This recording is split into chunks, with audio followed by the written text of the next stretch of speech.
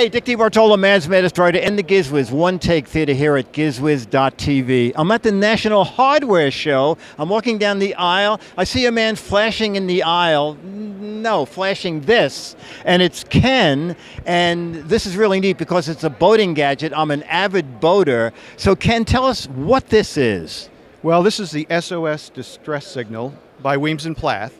A very famous name in instruments. That's correct. We've been around since 1928. And this is the only product that can replace a pyrotechnic flare that meets Coast Guard requirements. It comes with the distress flag for daytime use, and this is for nighttime use. Okay, owning a boat, every year I get the Coast Guard inspection sticker, and I must have 3 flares. They have to be, you have to buy them new every 3 years for $30 to $40. Right. So if I have this, it's good forever. That's correct. It's good forever. You just have to replace the batteries every now and then, and it'll flash for 60 hours, and you'll get maximum intensity for up to 8 to 10 hours. And so it has a Fresnel lens, so it has a horizontal component and a vertical component, so it can be seen from the air and from the surface. It will. So now you don't have to replace those flares. A lot of boaters end up with these flares in their. I have dozens of them because you don't know how to throw them out, and it also says they're usable beyond the date, but the Coast Guard can't accept them beyond the date.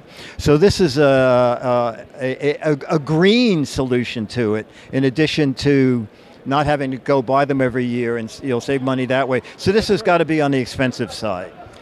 Well, it retails for $99.95, which we think is only a few times. It's about if you replace flares 3 years in a row, you've already covered the cost of this. And the power for it is?